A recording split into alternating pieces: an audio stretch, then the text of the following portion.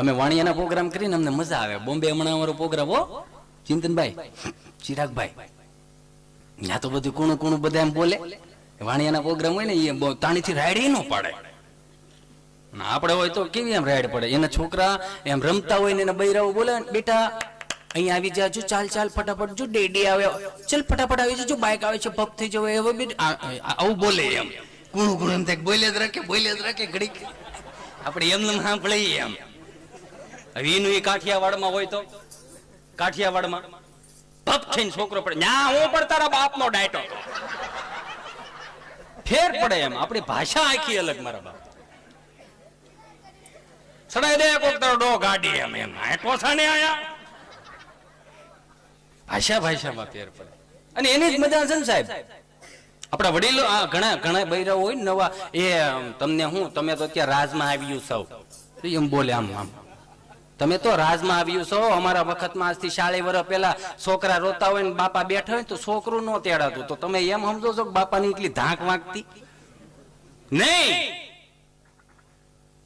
છોકરું રોતું હોય અને બાપા બેઠા હોય તો છોકરું નો તેડાતું. એનો એક જ મિનિંગ હતો સાહેબ, કે અમારા પેટનો છે એની મેળે ઉભો થઈ જવો જોઈએ. અમારા પેટનો છે એની મેળે મેળે એ સાનો રહી જવો જોઈએ. એને માણસની જરૂર ન પડવી જોઈએ. એટલે સમાજમાં હાલતા આવડી ગયું. પ્રેક્ટિકલી શીખવાડે. અને અત્યારે એક ટેપ લઈ ગયેલું તો આખું ઘર વાહે હોય. હું છું પેન્ટુ કાંઈ નથી જોઈને છૂટો રહેવા દે. એટલે કઈક શીખે માણામાં. કોઠાવું વાળા હતા સાહેબ, એ પ્રેક્ટિકલી શીખવાડતા આપણને. આમ મારે ને આમ ઉસ્તાદ આમ આમ એને લાફો કહે, જરીક આમ કરે ને એને થપડ કહે. અહીંયા કડે ને એને ધોલ કહે. જેને ધોલ પડી ગઈ ને ભાઈ એને આવડી ગયું, એને શીખી લીધું. પણ અત્યારે બેસે કોણ? વડીલો પાસે કોઈ બેહતું જ નથી. કારણ કે સંસ્કૃતિ નામે સાહેબ આપણે પેલા તો ડેલી ની ઉપર લખાવતા અતિથિ દેવો ભવ. સંસ્કૃતનો શબ્દ થોડોક સુધારો આવ્યો ગુજરાતી ભાષામાં, ભલે પધાર્યા, એમાંથી થોડોક સુધારો આવ્યો અને લખવા મળ્યા યુ આર વેલકમ. વેલકમ માં વાંધો નહોતો ભાઈ. પતરાના બોર્ડમાં ધોળા અક્ષરે લખે કુતરાથી સાવધાન. હાલું ખબર ન પડે અંદર રહેતું કોણ છે એમ. એ સંસ્કૃતિ નહીં સાહેબ આપણી. આપણી સંસ્કૃતિ તો આપણા બાપ દાદા જ્યાં રામજી મંદિરે હનુમાનજી બે હતા ને કોક નો વેવાય ભાઈ. બાવડા પકડીને ઘરે સા પીવા લઈ આવતા ને ઢોલિયા ઢાલતા ને પ્રેણે કેતા, એ મારો બાપૈયો અહીંયા ઠેઠ આવ્યો ને એમને જોવાય. અરે પણ એ કે અરે એમ નહીં, આમ જો મારા ગળાના હામ એમ કરીને મારા મૂછના હામ એમ દે એમ આવતા. પ્રાણે આમ ખાટલે ઢળે ને આમ કહે ને, એ છોકરા પાણી કળશો ભરલે. બા બા ઈ થાંભલી હોય ત્યાં બેઠા, આયાલમાં દીકરો હેડ કરીને જા. આપણે ઈ હતા. અને અત્યારના છોકરા તો કોણ આમ જોત ખરા એમને માફોડું આપણું ભલે કોક નું તોય રમાડવાનું મન થાય. શોખું કેટલું. નકર ધૂળેટી દિવસે અમને નવરાવતા ને 10 ને નવરાવતા થઈ જાય. હા ઈચ્યો આજ આપણો આવી ગયા હતા નહીં એવા. એમ 1500 રૂપિયાના 2000 ના યારી કપડા પડે. હમણાં એક છોકરો મારી પાસે, મેં કીધું એ છોકરા હાલ તો, મને કે શું છે અંકલ? મેં કીધું બેટા આ 2 પગમાં તારે આ, મેં કીધું ગોઠણ નીકળી ગયા, પેન્ટ ફાટી ગયું, કે આવું થોડું પહેરે? મને કે અંકલ તમને ન ખબર હોય તો કહી દો, એકચ્યુઅલી આ છે ને ફેશન છે. હું છે ફેશન? મેં કીધું ફાટી ગઈ ફેશન? કે હા અંકલ આ ફેશન છે. મેં 2 હાથ ઊંચા કરીને કીધું, હે મારી માં ખોડિયાર ભગવતી, તારો ખૂબ ખૂબ આભાર મારી માં. આજથી 25 વર્ષ પહેલા આ ફેશનમાં હતા, માંડ બારા કાઢ્યા. કયું પાટલું હતું એ ખબર નહોતી, એટલા થીંગડા તમને કહો. હે ભાઈ હે કાંઈ નતું સાહેબ આપણી પાસે. આ તમારી આ વ્યવસ્થા જોઈને મને આનંદ આવ્યો. મને ગમ્યું, કારણ કે અમુક જગ્યાએ હું છે ખુલ્લું રાખે.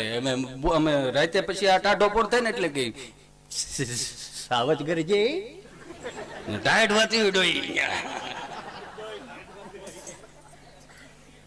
વ્યવસ્થાને સમલામ સાહેબ. આમ જો મને ગમ્યું કાળુભાઈ, વિપુલભાઈ, અમુક આ તમારી જે વ્યવસ્થા છે ને વ્યવસ્થા સ્ટાન્ડર્ડ છે. તમારી વ્યવસ્થા છે. તમે અહીંયા અમને પ્રેમથી સાંભળો છો એ તમારી એક આસ્થા છે. અને બીજું તમારી અહીંયા અવસ્થા હારી છે. નકર અમુક જગ્યાએ બાપુ અવસ્થા ન હોય ક્યાંય. અમે એમ કહેતા ને ભાઈ રેડી ભાઈ રેડી? ત્યાં હામેથી ઝોંટા લે. અમે 6 વાગ્યાના રેડી છે, તું ચાલુ કર ભાઈ.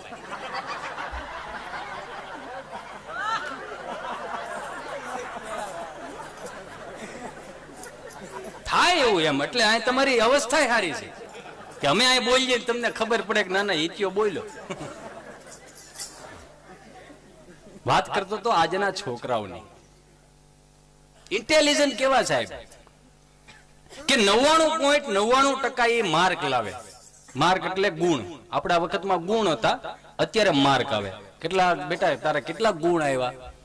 ગુણમાં તમને ખબર પડે, કારણ કે એ દાદાના પાસે બેઠો હોય, એ માના ખોળામાં બેહીને અને તાહળીમાં એ દૂધ પીને મોટો થયો ને એની મૂછ્યું થયો ને એને ગુણ આવે. એને ગુણ આવે, આને માર્ક આવે. અને અત્યારના છોકરા ખરેખર દિલથી કહું, મહેનતથી માર્ક લાવે. તમે જુઓ તો ખરા 99.99%. આપણા વખતમાં એટલો તાવ આવતો ના, ખોટું નથી. આ જીવી ગયેલો છો એટલે ખબર છે સાહેબ. આટલો તાવ આવતો. અને ભણવા નામે શું હતું હે ભાઈ? અત્યારના છોકરા સ્કૂલ બેગ જો 2025 ના એના બગલ થયેલા હોય. સ્કૂલ બેગ રામ બરોબર જો અમારા વખતમાં એવા સ્કૂલ બેગ હોય તો એ બે એક થેલી હતી, લાલ પીળી લીલી સતારી ટાકેલી. સમજા? ભણવા એ લઈ જવાની, ઢેકમાં મૂકવા ભરવા એ લઈ જવાની. કઈ હતું નહીં એમ, સુવિધા નામે કઈ નહીં.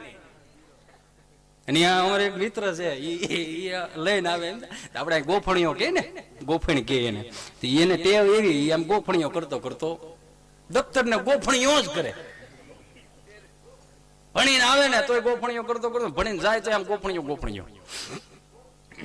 આખો રૂમ ભરેલો. અને અમારે બરોબર રામજી સાહેબ માસ્તર બોર્ડમાં ભણાવે. અને આને બિચારાને ગભાને કંપની ફોલ્ટ, જીભ જલાય ચોટે અટકે. ખબર સમજો ને? હા, કંપની ફોલ્ટ. એટલે આવડા ગોફણીઓ કરતો કરતો આવ્યો ને આખો રૂમ ભરેલો. એટલે સાહેબ કે, હાય ગભા, આપણે નિહાળ નો ટાઈમ કે 8 વાગ્યાનો છે, 10 વાગે ધોડ્યો આવ્યો, તને ભાન છે કે નહીં? કાલથી વહેલો આવજે. આ ગભો હું કે સાહેબ હું વહેલો આવું કે મોડો? તમારે નિહાળ ચાલુ કરી દેવાની.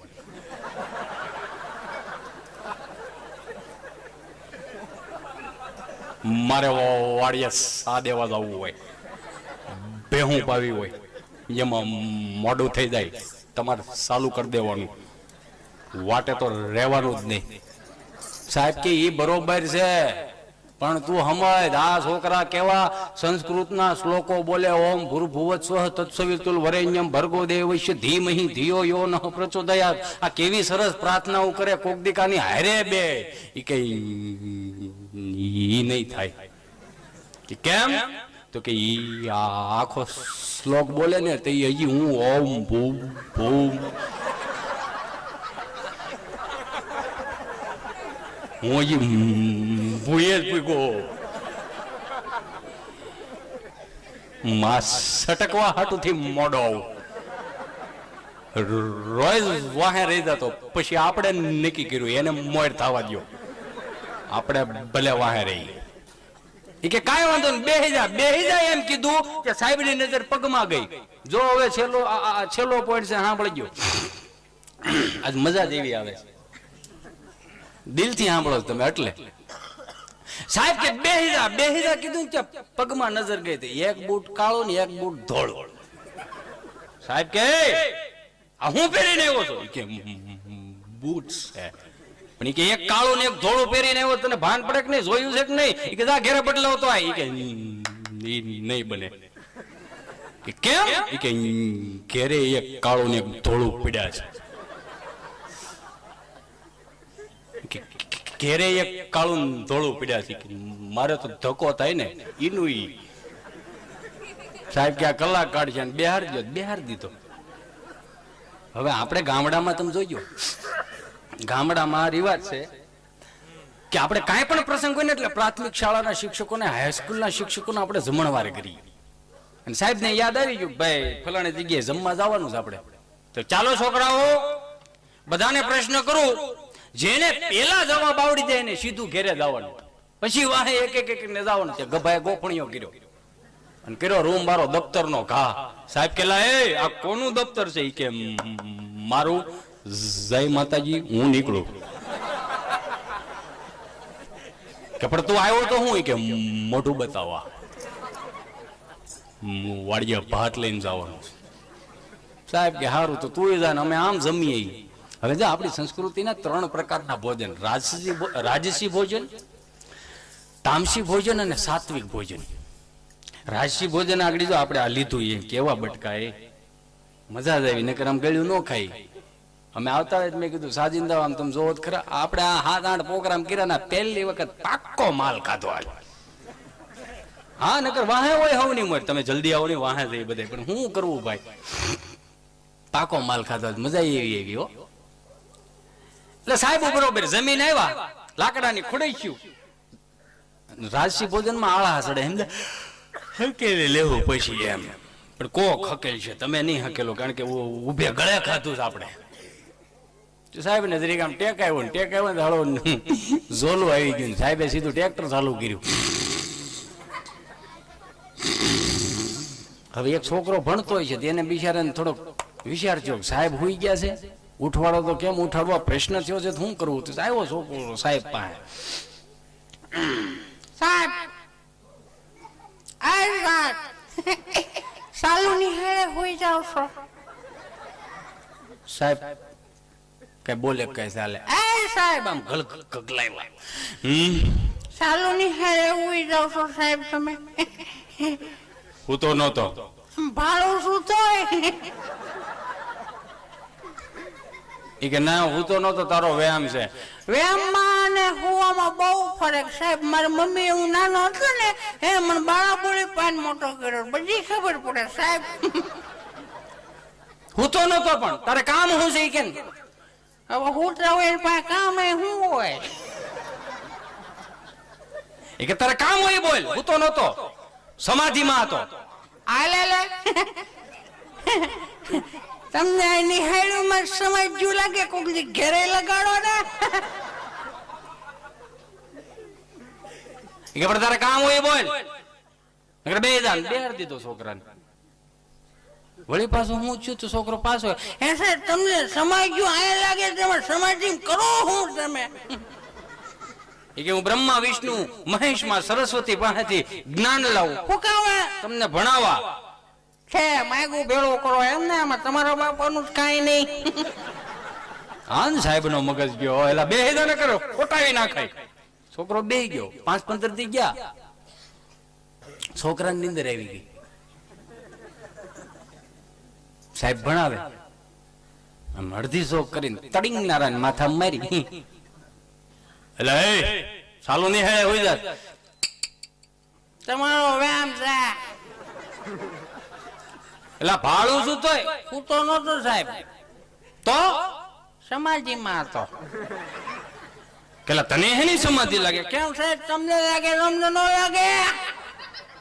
કે પણ તું સમાધિમાં શું કરતો?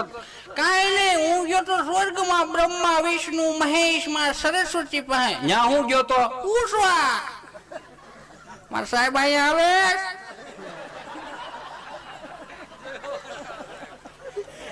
ત્યાં તો આમથી શંકર નો પોઠિયો આવ્યો સાહેબ. એ કે તુંય ખોટી નો, તારો સાહેબ ખોટી નો, નીકળો. મને કાઢી મૂકો સાહેબ. કે પણ ગામડાના ભણતર તમે જોજો સાહેબ, નિખાલસ ભણતર હતા, પ્રેક્ટિકલી શીખવાડે તમને.